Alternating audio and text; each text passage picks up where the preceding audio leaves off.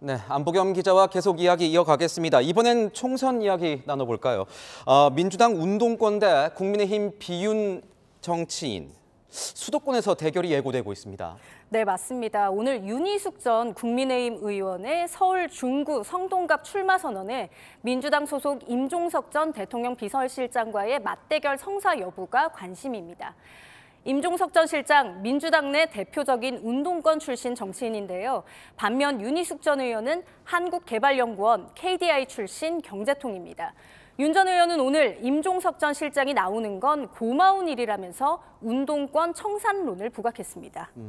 얼마 전에 김경률 비대위원도 이 운동권 출신인 민주당 정청래 최고위원과 맞붙겠다 이렇게 하지 않았습니까? 이거와 좀 비슷해 보이네요. 네, 맞습니다. 바로 서울 마포 을인데요.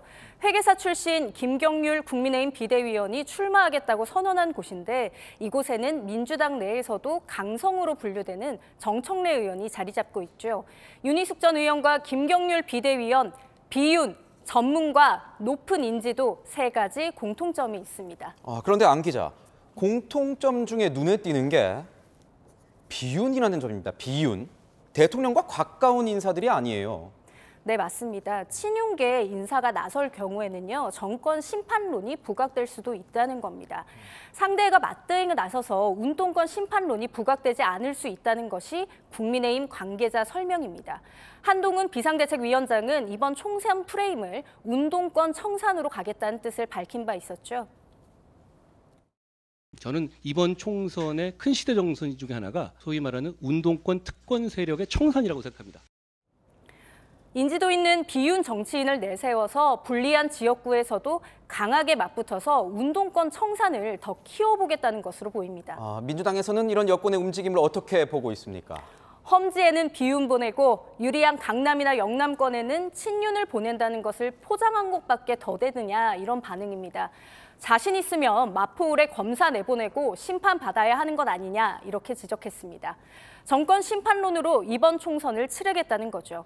또 다른 관계자는 민생 문제가 급한 시기에 과거 특정 세대를 끌어내리려는 전략이 얼마나 먹힐지 모르겠다 이렇게 말했습니다. 이제 보니까 전혀 다르게 해석을 하고 있는 것 같습니다. 그런데 이 또 다른 비윤 정치인 유승민 전 의원이 오늘 국민의힘에 잔류하겠다 이렇게 선택하지 않았습니까?